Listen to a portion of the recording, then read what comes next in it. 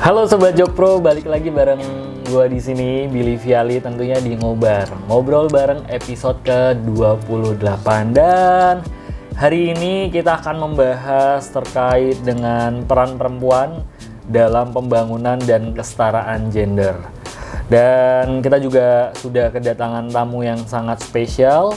Beliau adalah seorang aktivis sosial, kemudian beliau adalah aktivis politik, dan tentunya beliau adalah ibu rumah tangga yang sangat luar biasa. Dan langsung saja, bagaimana percakapan kita, bagaimana tentang ibu ini atau tamu kita pada minggu hari ini. Kita langsung saja sapa Ibu Siti Yuniarsi. Yeah. Halo Bu. Halo. Assalamualaikum. Waalaikumsalam. Sehat Ibu? Alhamdulillah. Ibu nggak tegang kan? Enggak, biasa. Enggak. Oke Bu, nah Iya. jadi Sobat Jokpro, Bu Niar ini sangat menarik ya, memiliki peran dan sangat bermanfaat juga ini kalau informasi yang saya dapatkan, berperan bagi masyarakat sekitar. Beliau tuh menjadi koordinator Jumantik di lingkungannya, kemudian aktif di organisasi masyarakat sekitar, bahkan pernah menjadi koordinator perempuan dalam TKN atau tim kampanye nasional pada tahun 2019. Betul ya Bu ya? Betul. Baik Bu, sekali lagi terima kasih telah meluangkan waktunya, sudah hadir di studio kita di komunitas Jokpro atau komunitas Jokowi Prabowo 2024. Oke. Pasti Bu sibuk ya? Alhamdulillah. Nah, kalau boleh diceritakan Bu, kesibukan sehari-harinya ngapain? Ibu tinggal di mana? Terus ke aktivitas sehari-harinya ngapain? Oh iya, terima kasih Mas Billy. Nah, Sama-sama Ibu. iya. Saya kebetulan tinggal di daerah Duren 3. Kita ada di RT 6 RW 1, Kelurahan Duren 3, Kecamatan Pancoran. Ya, bersebelahan dengan Kecamatan Mampang Perapatan Mampang, ya. Keseharian saya ini, kesibukan saya kan karena saya memang kader PKK di kelurahan saya Duren 3.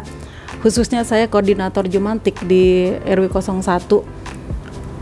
Kesibukan saya di koordinator itu ya, kita kan untuk Jumantik ada 2 kali seminggu pemantauan. Jadi kita istilahnya periksa jentik dari rumah ke rumah gitu. Kita dampingin dengan para kader karena kita koordinator. Kita mendampingin mereka, kita periksa jentik ya, yang istilahnya yang berpotensi ada sarang nyamuk. Nah, itu yang kita periksa. Oke, Gitu. Bu, tapi sebelum Gitu. jauh ke teknisnya atau menceritakannya, Iya. Jumantik itu apa Bu? Oh ya, Jumantik itu juru pemantau jentik gitu. Jadi juru pemantau jentik, bukan jentik jari ya? Bukan. Itu jentik tuh nyamuk-nyamuk yang untuk istilahnya dia penyebab penyakit demam berdarah gitu. Oke, nah Ibu menjadi koordinator ya? Iya, selain itu juga saya ikut kegiatan kalau memang ada kegiatan pas hari ada jadwal kegiatan organisasi masyarakat. Ya saya ikut. Nah yang terakhir yang paling penting, nah sebagai ibu rumah tangga ya pasti mengurus keluarga, suami dan anak-anak. Benar. Gitu, benar. iya. Namanya juga ibu rumah tangga. Iya betul. Bu Niar, Iya, Bu Niar iya. kan adalah seorang aktivis sosial, aktivis politik juga ya Bu. Yang pastinya sering terjun ke masyarakat dari mulai pendataan, pengecekan, apapun lah. Bahkan mungkin mendengar keluhan masyarakat sendiri, langsung nih nyampe ke telinga Ibu. Bisa diceritakan nggak Bu, Ibu sebagai aktivis sosial, kemudian aktivis politik juga, menceritakan apa sih keluhan-keluhan mereka tentang kegiatan mereka di sekitar atau apapun? Oh iya, saya terjun langsung ya ke masyarakat itu. Yang pertama mendengar keluhan kalau kita lagi kita memantau jentik itu kan banyak juga ya, ada omongan atau itu bilangin. Sebenarnya sih kalau saya lihat kerja langsung para kader gitu ya sangat ini juga sih kerjanya. Itu pertama keluh kesahnya ya, ada juga mereka yang tidak mau kita masukin rumahnya untuk kita periksa karena dia bilang udah saya sudah periksa. Jadi kan dia menyari aman gitu. Terus kedua juga apalagi di komplek-komplek gitu kan ya, kan sangat rawan kalau kita sendiri yang kita pantau di rumahnya kan belum tentu dibukakan pintu. Minimal kita harus lapor ke RT dan juga ada satpam lah yang ngiringin kita gitu.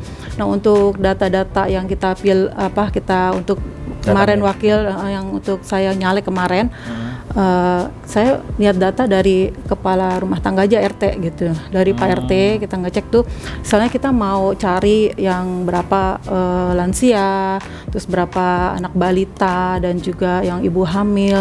Jadi kan istilahnya nanti setelah misalnya saya mau jadi wakil ini, nanti beberapa aspirasi yang mereka keluhkan kepada saya ya terkait dengan sosial ya, ekonomi juga bisa saya saya berikan masukan kepada nanti yang saya sebagai wakil rakyat. Ya mungkin itu aja. Ibu pernah gitu. nyalek berarti ya? Alhamdulillah. Oh. 2019 ya. 2019. Iya. Oke. Berarti sekarang masih aktif di salah satu partai politik berarti? Alhamdulillah masih. Alhamdulillah, mantap. Masih. Jadi Ibu masih mewakili ini ya, aspirasi. Ibu juga menampung aspirasi masyarakat juga pasti tentunya sampai sekarang ya Bu ya. Nah, bagi Bu Niar nih, apakah benar perempuan ini memiliki peran yang besar dalam pembangunan negara, Bu? Ibu kan ya seperti yang tadi saya sampaikan, Ibu ini aktivis sosial, padahal Ibu perempuan, aktivis politik juga. Karena kalau orang-orang atau Sobat Jokpro melihat, bahkan saya sendiri, ya lu kalau mau terjun politik tuh sebenarnya cowok lebih gagah, tapi kan ternyata sekarang perempuan juga banyak ya. Apalagi peran perempuan di masa COVID-19 ini, Bu. Contoh kecil peran perempuannya itu bisa diceritakan nggak? Misalkan ya Bu, kan kita tahu ada beberapa keluarga yang istri memang mengandalkan perekonomian dari sang suami, kemudian suaminya amit-amit di lay off dari kerjaannya, akhirnya si istri juga membantu perekonomian. Nah, kira-kira dari sisi Ibu seperti apa? Oh iya, kalau saya sangat ini ya, perannya sangat penting sekali ya perempuan, apalagi di masa COVID ini.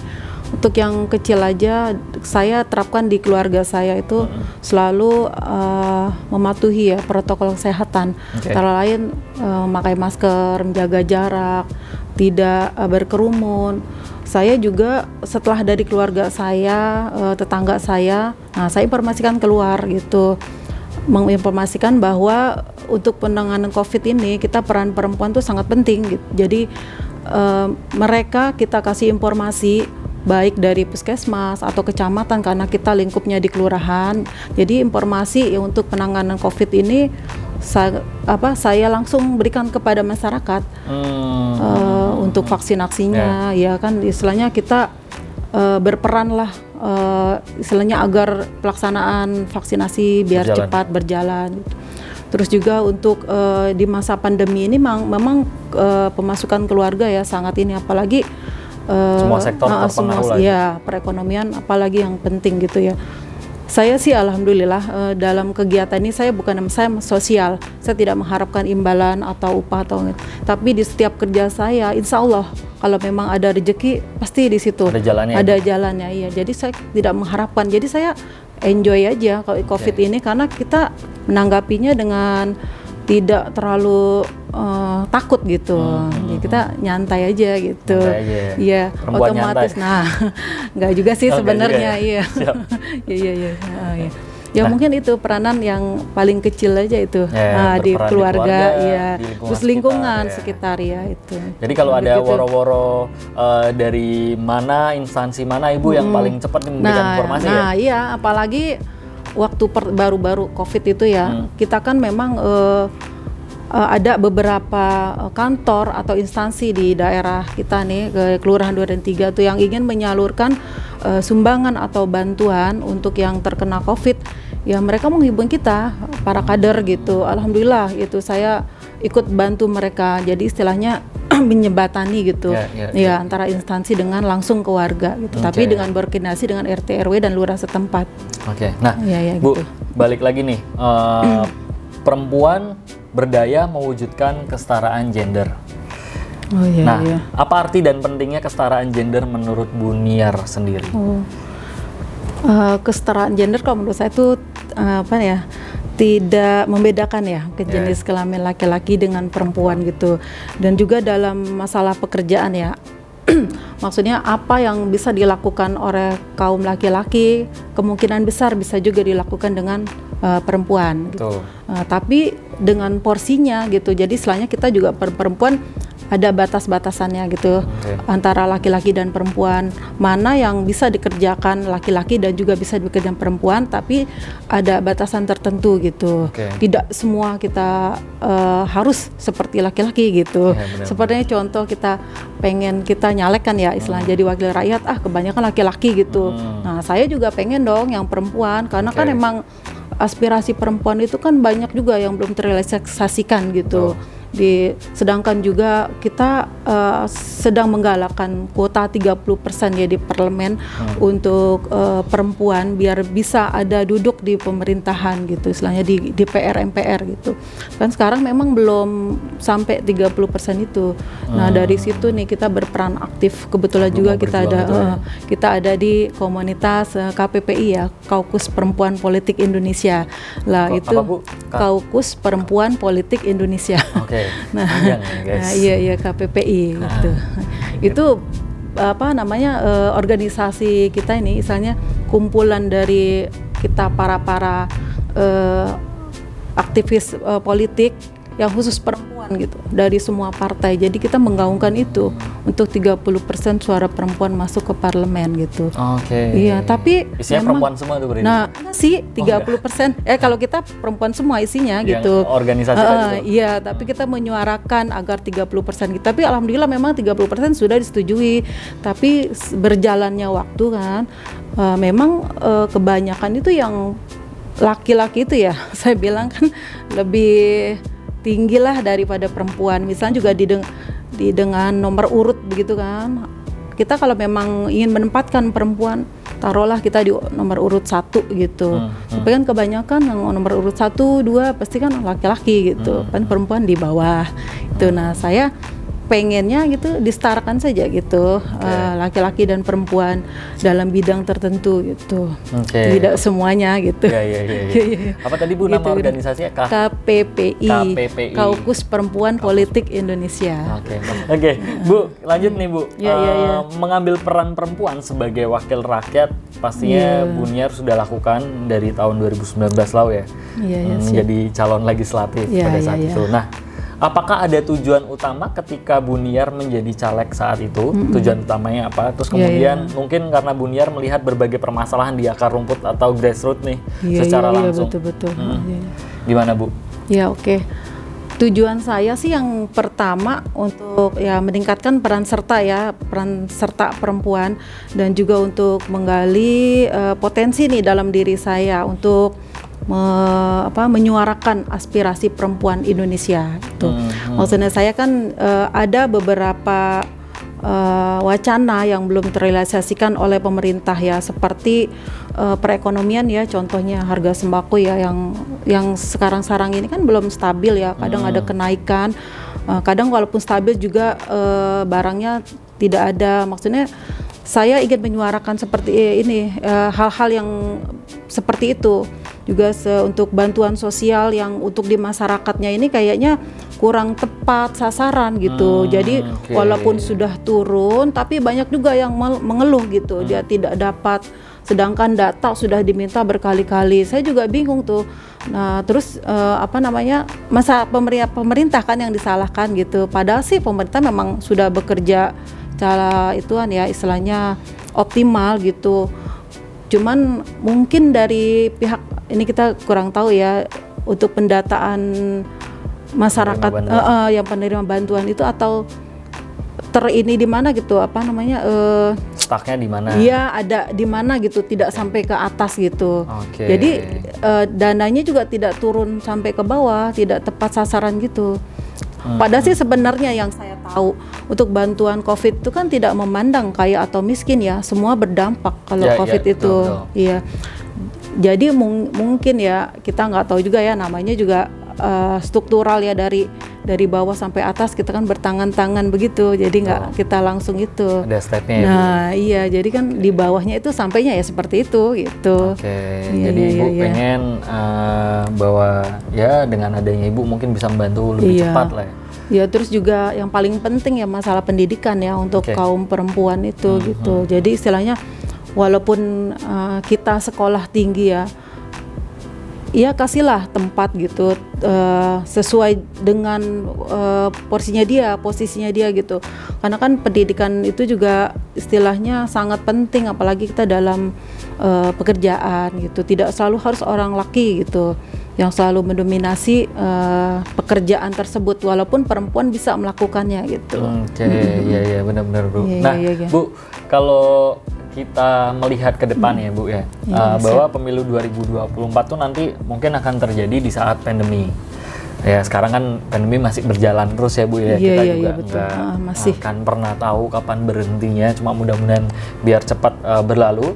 Nah, pasti pemerintahan akan menyiapkan semuanya dengan baik, bahkan salah satunya mungkin pada saat pemilu yang kemarin-kemarin kita nggak pakai masker, sekarang pakai masker nih ya, prokes. Nah, bagaimana harapan Ibu untuk pemilu 2024 nanti? Ya.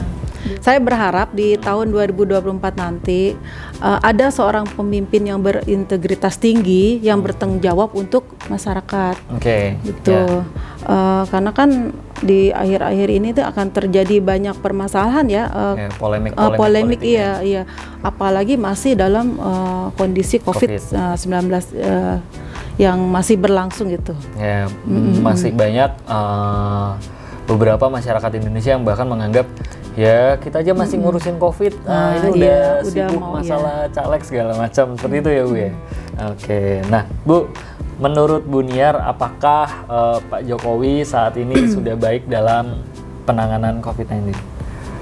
Kalau menurut saya udah baik sekali ya, udah bagus gitu. Karena kan penanganan COVID ini ya, ini kan ceritanya musibah gitu ya sebenarnya, nggak cuma Indonesia aja, seluruh dunia gitu kan, memang beda-beda untuk penanganan COVID-nya. Tapi kalau menurut saya di Indonesia sudah bagus karena semua stakeholder itu kan diberdayakan gitu. Jadi semua elemen dari kementerian, semua elemen masyarakat, organisasi masyarakat turut berpartisipasi untuk penanganan COVID-19 ini dengan kalau yang Jokowi pengeluarannya itu Satgas Covid gitu. Nah itu udah dibentuk seperti itu kan udah bagus gitu. Jadi istilahnya dia sampai di tingkat bawah, sampai RT RW gitu. Itu udah bagus banget tuh menurut saya gitu, udah tepat lah kayak gitu. Bahkan Presiden Amerika Serikat Pak Joe Biden juga minta ini mengakui dan berkonsultasi Indonesia. ke Pak Jokowi bahwa Indonesia bagus nih penanganan COVID, bahkan kestabilan ekonominya. Seperti itu ya Bu ya. Nah Bu, sudah 2 periode Pak Jokowi memimpin, hingga saat ini kinerja beliau mendapatkan apresiasi yang cukup tinggi di masyarakat. Bagaimana sosok beliau di mata Bu Niar secara pribadi? Pak Jokowi ya? Yes. Kalau menurut saya sih dia orang yang sederhana gitu, terus juga merakyat, istilahnya dia merangkul dan juga masuk ke semua kalangan gitu. Semua lini masyarakat. Semua lini masyarakat, baik pengusaha, alim ulama, kepala politikus gitu, kayaknya semua dirangkul sama dia. Saya juga salut sama Pak Jokowi ya. Waktu di 2019 kan dia ada ini dengan Pak Prabowo ya, istilahnya menjadi rival ya. Setelah dia menang, biasanya kalau rival itu kan disingkirkan ya, tapi kalau bagusnya Pak Jokowi diajak, dirangkul, itu saya salutnya seperti itu.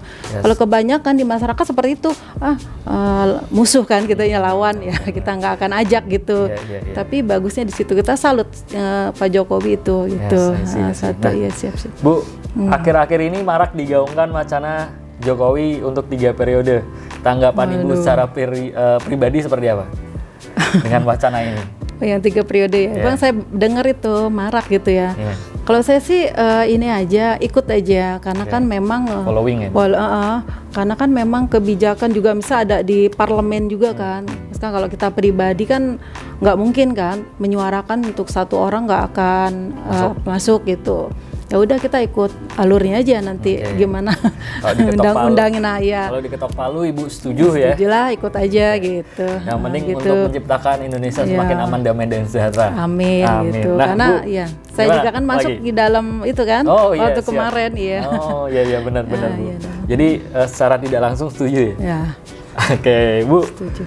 Pertanyaan terakhir nih, menurut Bu Niar secara objektif, apa yang perlu dipertahankan dari pemerintahan Pak Jokowi saat ini? Oh, yang perlu dipertahankan? Betul. Ya, dari pemerintahan Pak Jokowi yang pertama itu ya, untuk kesejahteraan masyarakat.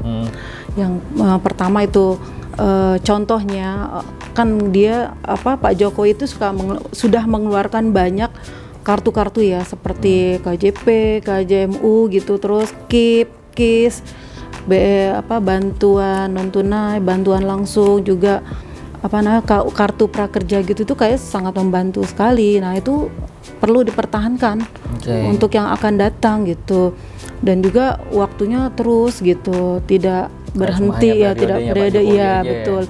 Nah, terus juga pembangunan infrastruktur kan ya masih terus kan berjalan. Nah itu perlu karena kan memang kita pembangunan harus merata ke seluruh pelosok Indonesia gitu.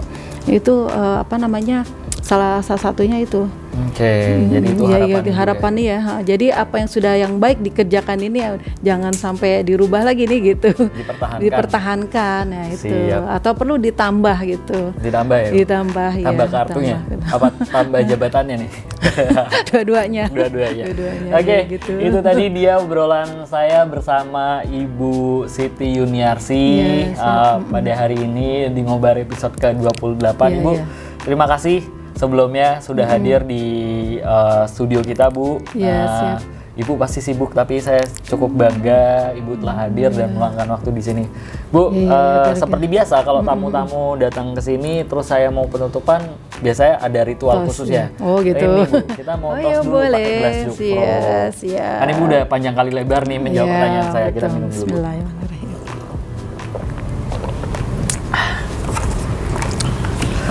Seger ya, Bu? Ya, dingin. Ya, thank you banget teman-teman Jokpro atau Sobat Jokpro dimanapun kalian berada. Beliau mudah-mudahan dapat menginspirasi Sobat Jokpro dimanapun teman-teman berada. Dan jangan lupa untuk like, subscribe, dan share dimanapun kalian berada. Tetap saksikan channel YouTube Jokpro 2024. Sampai jumpa.